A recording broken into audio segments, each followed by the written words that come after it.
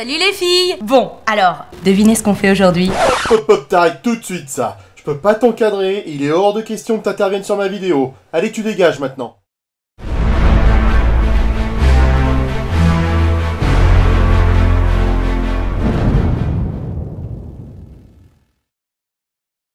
Bonjour les geeks, en cette belle année 1967 où les hippies se rassemblent à San Francisco avec le t-shirt Peace devant et Love derrière, Marvel conforte son hégémonie sur le monde des comics en faisant feu de tout poil, publiant désormais entre 14 et 18 titres par mois. En janvier, dans X-Men numéro 28, Roy Thomas introduit le Hurleur, un ancien agent d'Interpol. Il affronte les X-Men, ignorant encore qu'il deviendra un jour leur ami et même le directeur de l'académie de Charles Xavier. Au départ, le Hurleur aurait dû être une femme.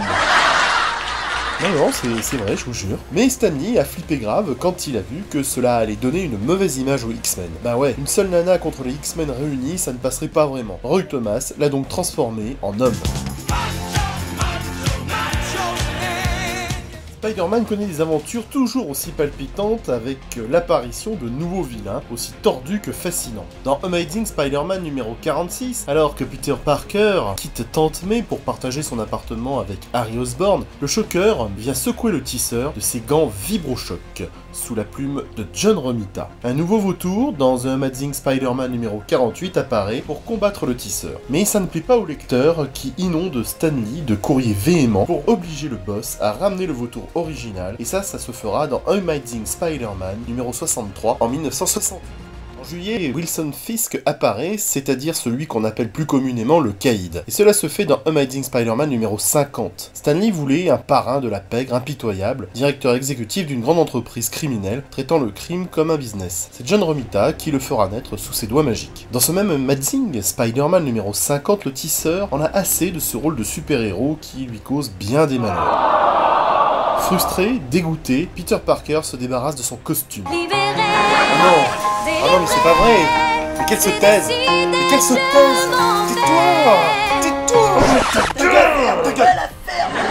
Nous avons pu voir cela dans l'album de l'araignée numéro 23 en janvier 1985, appelé La fin de l'araignée, publié chez les éditions Lug. Et les plus jeunes d'entre nous ont pu le voir dans le film Spider-Man 2 en 2004. En août, dans The Amazing Spider-Man numéro 51, Robbie Robertson, le second de Jonah Jameson, apparaît. Ce personnage tranche avec l'excitation de Jameson, puisqu'il est calme, posé et réfléchi, apportant une plus-value à l'ambiance dans le bureau du Daily Bugle. Côté des Vengeurs, un immortel vient se joindre à l'équipe. Dans The Avenger numéro 38, c'est Hercule, celui qui rit quand on l'adule. Une équipe des Vengeurs bien remaniée sous la direction de Captain America dans The Avenger numéro 47, un épisode durant lequel Vif Argent et la Sorcière Rouge combattent leur ancien boss, le vilain Magneto. Ils ne savent pas encore qu'il est leur père. Chez les Fantastiques, c'est la routine, on affronte des super vilains légèrement craignos, comme Blastar, dont je ne dirai rien, dans le Fantastic Four numéro 62, ou la sinistre Sentinelle 459, une créature Kree protégeant l'un de leurs avant-postes sur Terre. Adam Warlock apparaît dans The Fantastic Four numéro 66, et on sait l'importance qu'il va jouer ensuite dans l'univers Marvel. Non? Vous ne savez pas? Faudrait peut-être vous renseigner là, au lieu de rester planté là. En octobre, le méchant appelé MODOK fait son apparition dans Tale of Suspense numéro 94. Il utilise son cerveau pour contrôler ou détruire ce qui lui plaît, hybride humain et d'un ordinateur. Enfin, c'est en décembre 1967 qu'un guerrier Kree envoyé sur Terre pour espionner les Terriens montre le bout de son casque, un casque dernier cri, dans Marvel Super Heroes numéro 12. Créé par Stan Lee et Jen Collan, ce personnage, nommé Marvel, est en fait celui que nous appellerons le Captain Marvel. Et c'est quoi un Kree? Ce sont des extraterrestres semblables aux humains mais plus balèzes et à l'endurance supérieure, vivant sur la planète Ala dans le système Pama du Grand Nuage de Magellan. Personne ne sait où c'est, mais de toute façon on n'en a rien à foutre. Ils ont la peau bleue, même si certains sont roses. Si, ils sont roses.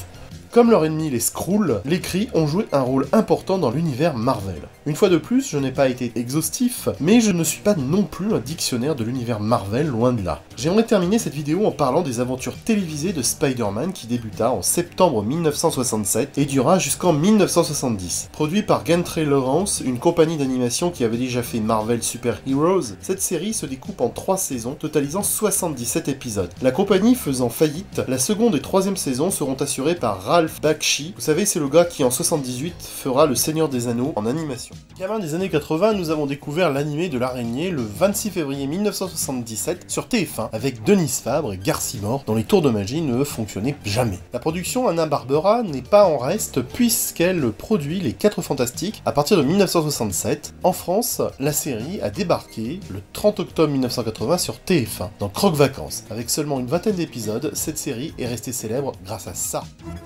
Les 4 fantastiques nous protègent du mal. Ils prennent tous les risques de la terre aux étoiles.